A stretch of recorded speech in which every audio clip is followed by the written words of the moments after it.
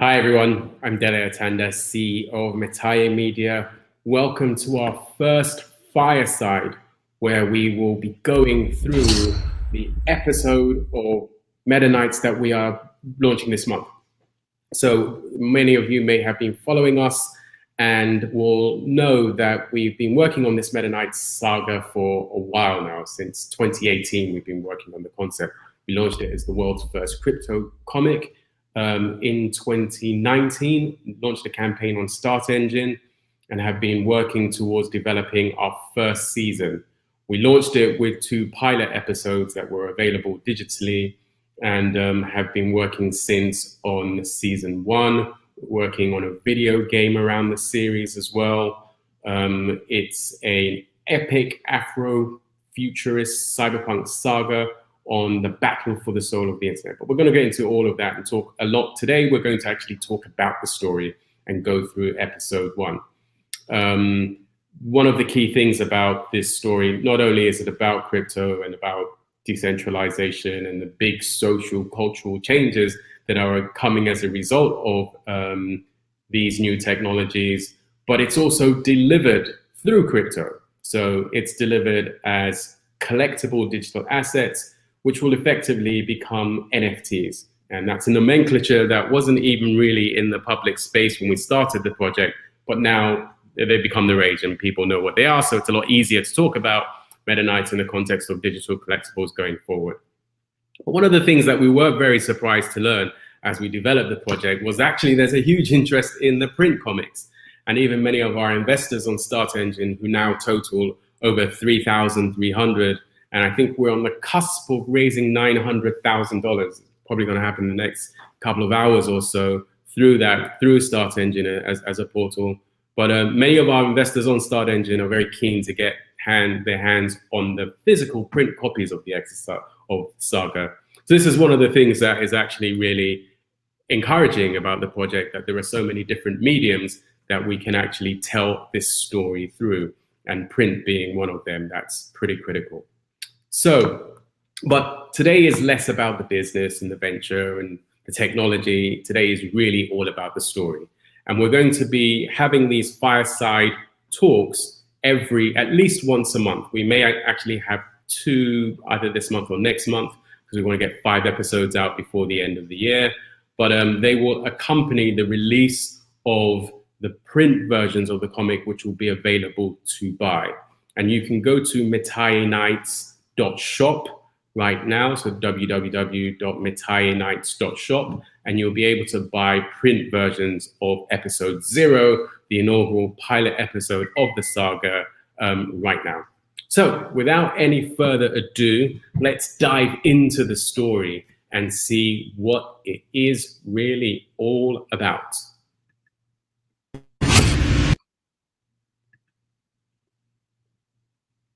All right, so I'm going to actually run this. One of the innovations that we've done with the saga is that not only are we developing it as comics and digital comics and comics, we're also developing it as motion comics. I'm just going to turn the volume on this down a bit. So these are digital motion comics that will enable us to basically distribute the story as videos. So rather than me walking you through this inaugural episode, which I'm going to bring out in a second, keep it in this case because it's super, super cryptographic and confidential. But let's get it out. And rather than me trying to show you and flick through pages of the saga, what I will do is have our motion comic, which is a video effectively that we've created of the comic.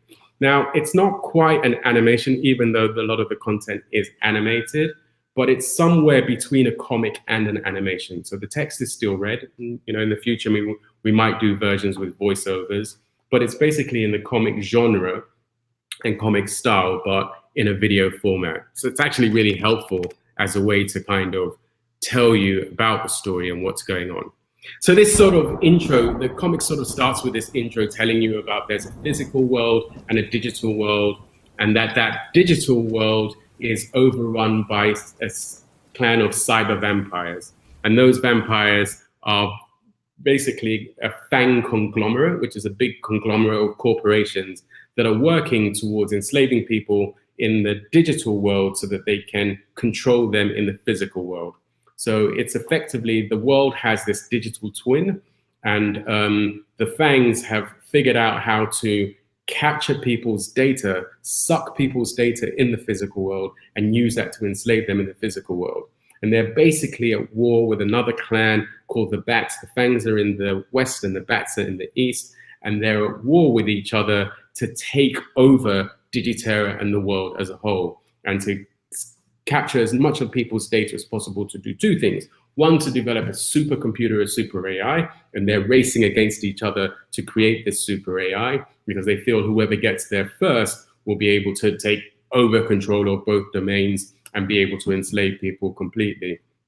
So there's this battle that they're at with each other for that. But then also in the spoils of that war are then to be able to enslave humanity indefinitely, sort of ongoing. So that's sort of the background, and that's how the saga is effectively introduced.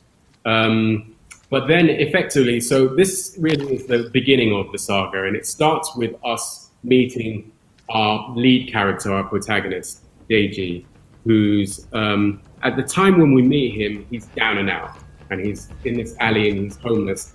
And as he's just kind of recanting on that, and then he sees this guy running through the alley, who he doesn't know who he is, and he sees this guy being chased, and he hears the footsteps, and he sees that 3 people are chasing this guy, and he's like, well, I don't really know what's going on there.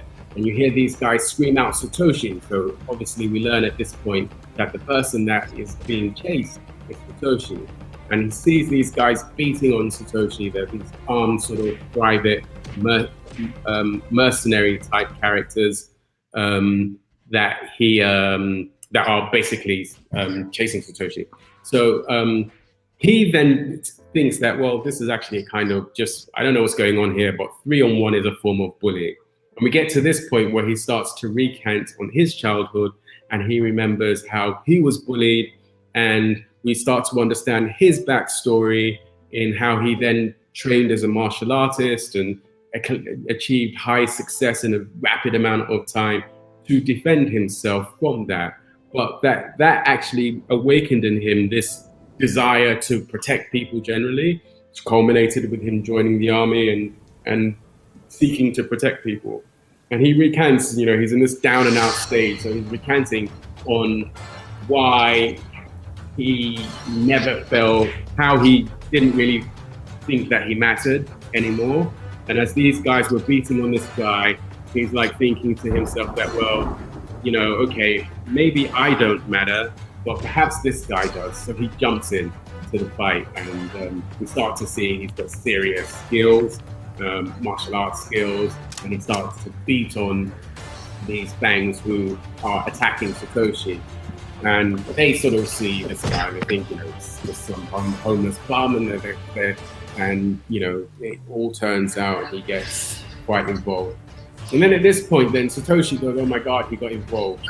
And then he goes through these classes, and we start to see the whole sort of thing change. And he starts to get this vision of Siege Age in this different context, and then the whole context changes, and you can see the whole aesthetic changes. And what we're seeing is that Satoshi is now looking at the scenario through Digiterra, and we start to see him in this different context. So we see this transition of Satoshi, this guy, to this character in Digiterra who calls Sage, and he starts to then do battle with these fangs. So it's very, it's a lot going on, and without sort of too much background, it's hard to kind of figure out what's going on. But he puts these shields around these fangs who are fighting JG because he knows that they have the advantage in Digiterra. And we'll get into how that happens further in the story. But he puts these shields around them so that they don't have the advantage in Digiterra. And he tells them, you're going to have to beat him fair and square in the real world if you're really going to have a chance here. But as he's looking at this guy who's fighting on his behalf, he starts to think to himself, this guy reminds me of someone. He looks familiar.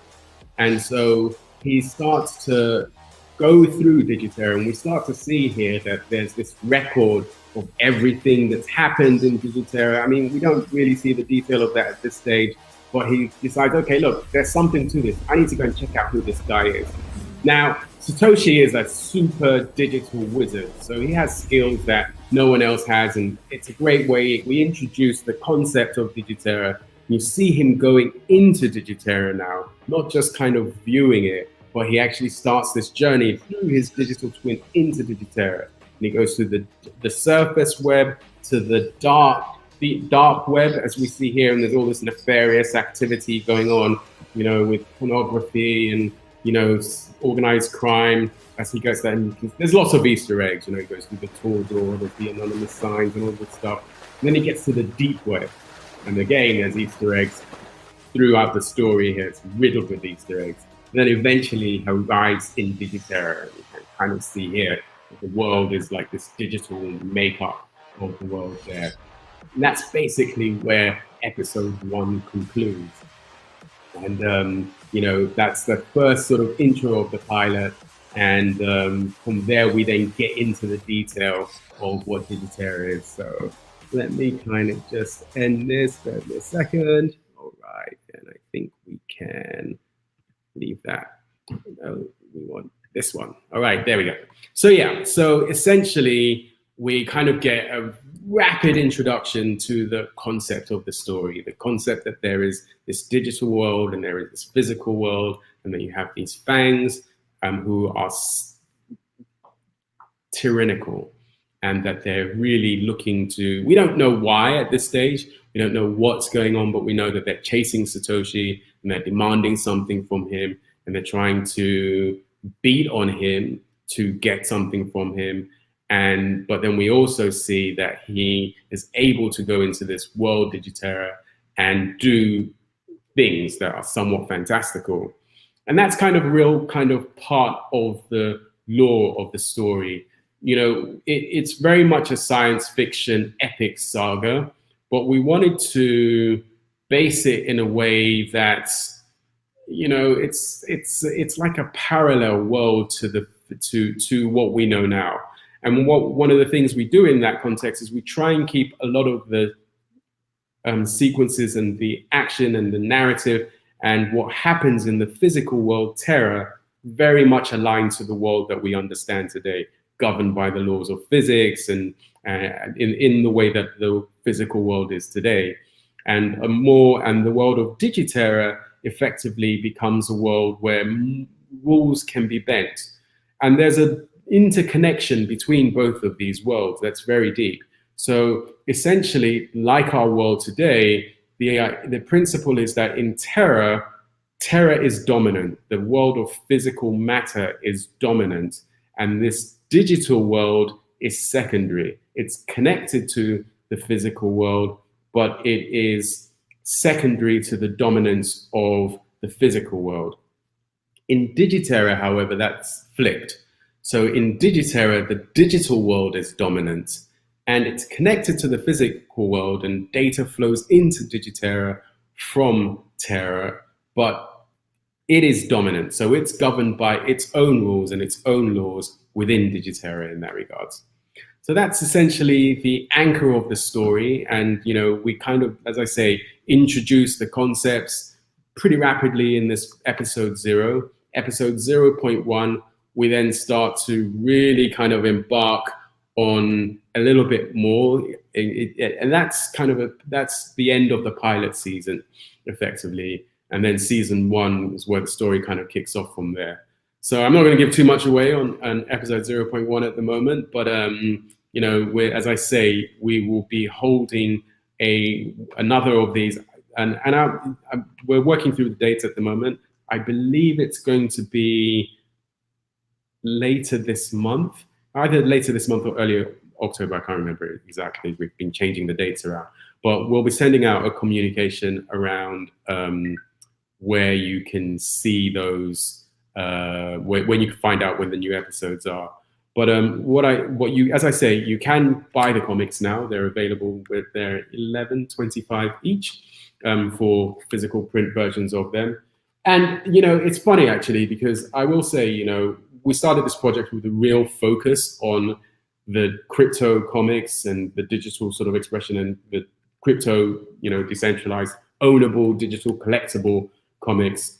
But there is something still to having physical comics. I have to concede that there is still value in that, and seeing the artwork come to life on print pages has a different value. And it's really interesting that, there's a different experience reading it in print, there's a different experience reading it digitally, there's a different experience again watching the motion comic. So some people some will float, some of it will float some people's boat more than others, as they say in England, but it won't. So you'll certainly have the choice in terms of which direction you can go. And we're also very excited to obviously be launching these as crypto collectibles, as NFTs. That will happen later in the year. There's still quite a lot we're working through in terms of the platforms and the gas fees and all of those complexities that are in the crypto space. So look out for more of that. But there is a lot that we have got coming in the NFT space. And what we'll also be doing with this FireCyde is we'll be introducing different NFT components.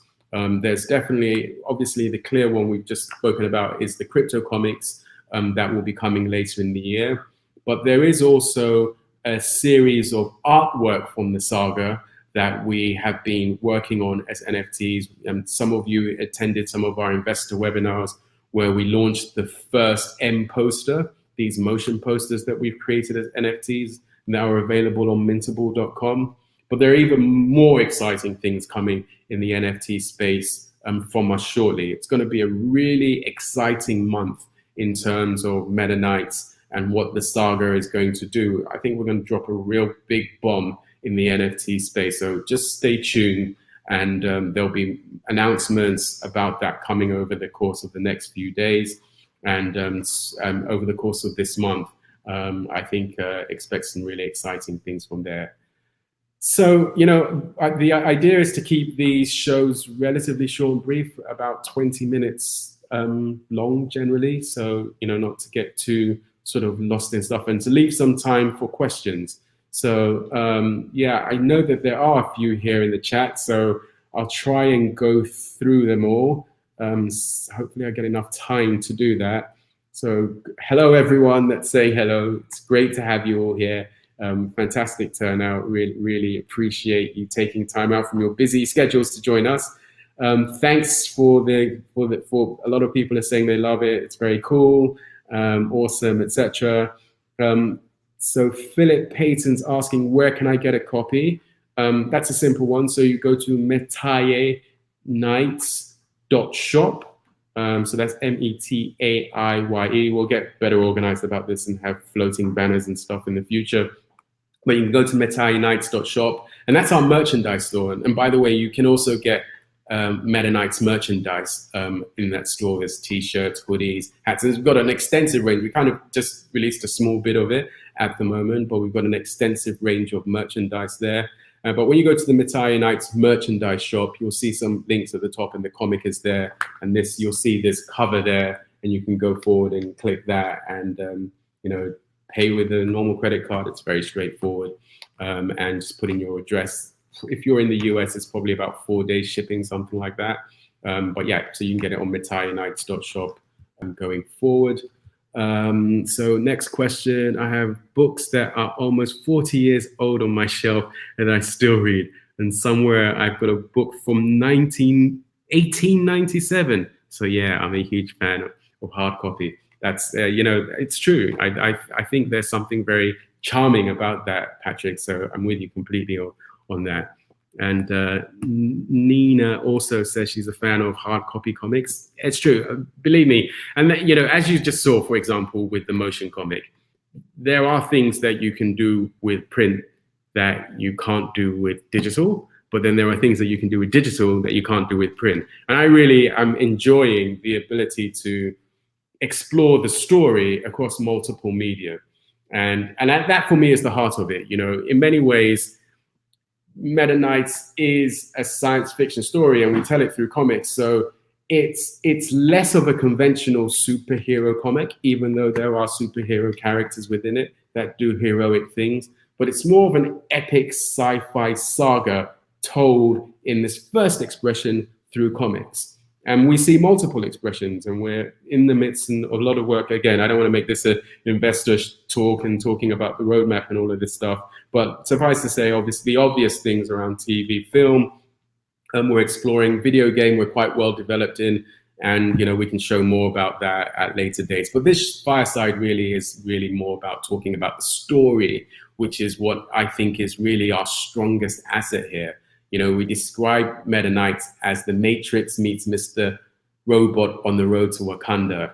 And I think that's been a catchphrase. And I'm really excited about just getting the story into people's hands and allowing people to engage with that story in multiple ways at the moment. But anyway, let me get back to the questions so I can try and get through them all.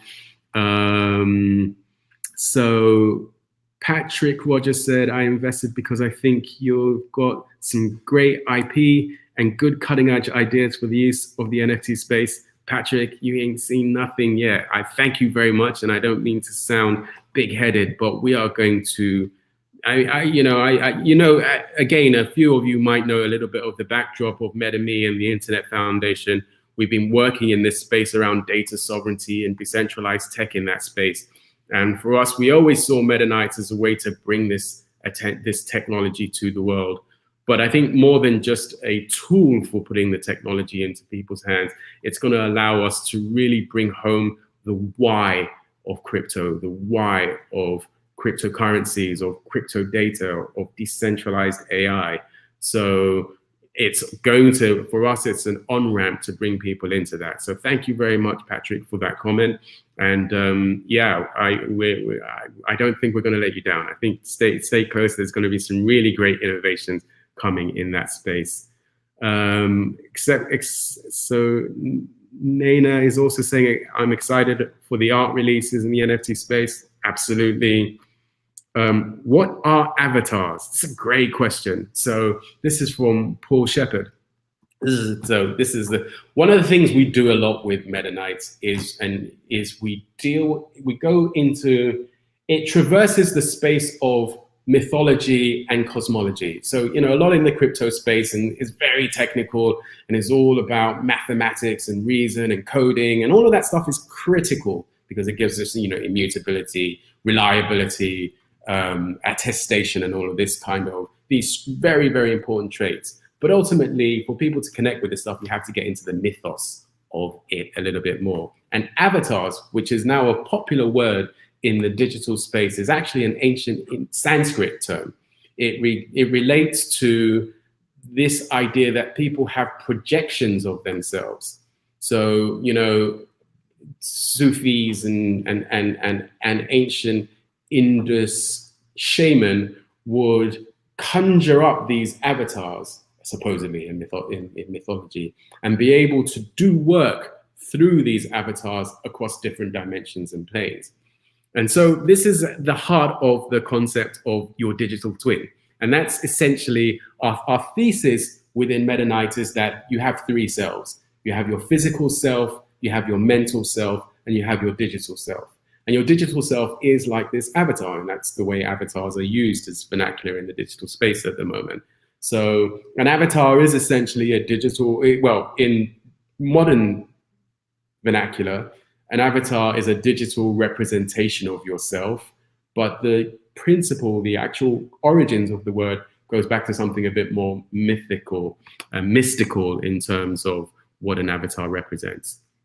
And metaKnyts really slots straight into that space. It's really about nurturing your digital self, taking ownership of your digital self and protecting it and giving it the ability to help you so that it can help you as well, if you can kind of get your head around that. David's ready for the NFTs, and me too. Let's see, let me find some specific questions. So what is a digital wallet? So a digital wallet is, wallets in the crypto space are sort of like apps in the Web 2 space, in the conventional web space. They're really applications that allow you to hold different information or assets, or keys is the terminology that we tend to use in the crypto space, which are things, keys allow you to unlock money, and different items. So that's really where a lot of the focus at the moment is, around wallets where you store keys. But really, they've become an extension of that. They're really sort of like applications in the digital space. So you've got this concept of decentralized apps, but really the most popular ones are wallets at the moment. Obviously, most of crypto came from Bitcoin and finance space. So really, there's a big, heavy financial focus in the space. But we're starting to get into NFT space, for example. A wallet would be where you hold your NFTs, or where you hold your digital items in a way that is decentralized. So when you have your items in your wallet, it means that no one can take them away from you, because it's like physically having something and putting it in your wallet effectively. Story is king from Patrick. Yes. Can you talk about VR from Dele Atanda? Yeah, absolutely. So I would say that in Digiterra, the principle of Digiterra is like VR effectively. And certainly we are building out a video game around metaKnyts, and the ultimate expression of that, of the Digiterra component of the story, would be VR, where you go into Digiterra and you kind of experience it in this fully immersive way. So that's definitely on the roadmap for us. The principle of Digiterra, though, in the story is that it goes beyond just being a virtual simulation. It's like it's actually a world. It's a digital world. It's sort of like Tron in a way, less like the Matrix, in the sense that the Matrix is this simulation that we all live in, and the Matrix feels real. But Digiterra, as I say, in Digiterra, that reality is primary, and the physical world is like this more abstract, isolated world that feeds into Digiterra. So kind of like Tron was like in that sense. It's this world that exists and has its own rules and operates by its own laws. The laws of physics are different in Digiterra than they are in Terra. Not completely removed, related, but it allows different things to happen. So that's sort of, VR will become an expression of how we do that, of how we enable that, but it goes beyond VR. And so it's special. So hi, Dele, excited to be here. My first digital. How do you receive the items for investing? It's a good question. I mean, this isn't really an investor show, and we do have investor workshops and we'll do stuff on Start Engine, but we're going to start rolling out. So we've distributed digital versions of the story as a perk to all of our investors, and that was one of the perks on our Start Engine campaign. We'll be distributing t-shirts to all of those who are eligible for those, print versions of the comic now that we've got the merchandise and the store going for that. And the digital avatars, that's going to be really interesting. It's a bit more complex in terms of the road to releasing that, but stay tuned on what we have coming up in the avatar space over this month. And that will give you an insight into some of the ways in which you will be able to get those components going forward. So will metaKnyts go into the metaphysics more? Absolutely, 100%, and in a big way, in a very major way. In fact, I will share that one of the things that metaKnyts is really going to be spending a lot of time focusing on is the quantum digital reality that is emerging. And that's really from quantum computing, quantum data, quantum cryptography, and quantum decryption as well, which is a big threat to the crypto space that doesn't really get enough attention. So yes, we are going to be getting into, but then quantum physics as well. We're going to get into quantum physics and quantum mechanics and metaphysics in many ways. So that begs the question, what if my phone or laptop crash? How do I recover access to NFTs I purchased from you? Okay, I mean, that's kind of, I don't want to get too technical about that at the moment, but essentially it's through keys. So even if your phone or there are this concept of, well, they're not concepts, they're realities of what are called hard wallets. And hard wallets allow you to store your keys physically in safe spaces, and you can put currency in all of these. But ultimately, the way that crypto works is like it's a ledger. So it's like a book, right? Like a big Excel spreadsheet of transactions. And keys, your private public keys, allow you to claim rights to transactions that are on the ledger. But the powerful thing about the ledger is that it's immutable, which means it can't be changed. And it's decentralized. This is the real essence of what makes the technology transformative, is that you've got this ledger that is robust and cannot be corrupted, but it's not controlled by a central authority. So you don't have to trust a big organization to manage it. And that's the power of it. So when you have, so long as you have your keys and you can store your keys, there are long sort of hash codes. There's work happening to make that more user friendly. But as long as you have your keys, you will always be, and keys is essentially your code, you will always be able to claim your items, regardless of what wallet system you use. So that's really kind of part of it. But, that's a large part of the story as well, is training, helping people educate and teaching people about how crypto works. Not only why is it important, but also about how it works. So we'll get into that more as we develop the series. And also we're going to be building out a community of fans and investors and followers and people who are sympathetic to the cause that we're trying to really espouse around self-sovereign information management, which will help educate people and train people a lot more around those specific kind of issues. So a couple of more questions here. Oh, how soon experience the comic or the Oculus Quest 2? Yeah, great question. VR still is on a long trajectory. It hasn't really achieved any kind of mass penetration, but we'll be there as it's unfolding. We're focusing on getting an important theme for us through the saga is inclusion. So even though we're building video games, we're looking at how to deliver a really high quality experience in low bandwidth environments. So particularly around emerging markets, we have a massive focus on Africa, a central focus on Africa, but also other emerging markets as well, where bandwidth is not something you can take for granted in the same way that you can in so-called developed markets. So so we'll be delivering, we're focused on getting the game done in a way that many people can access in a high quality way. And then really it will just be improving the resolution and definition of the game to the point that you can get into things like VR as that technology becomes more widely dispersed. Okay, thank you, Patrick, on the explanation of crypto. So, man, I wish I could build one-on-one with you. This is from Vibe Nation. I would love to just converse. Absolutely. Well, my days are getting busier as this project unfolds, but we're always open. You can reach us through our channels, and quite often one of the things we've done with our investors is we kind of have a 15-minute session where we just, anyone who's kind of part of our project can set up a time and talk to me. And we'll continue to try to do that. It becomes more difficult as we scale, but we are very open as an organization and very approachable. So please feel free to reach out, and we'd be happy to explore that with you.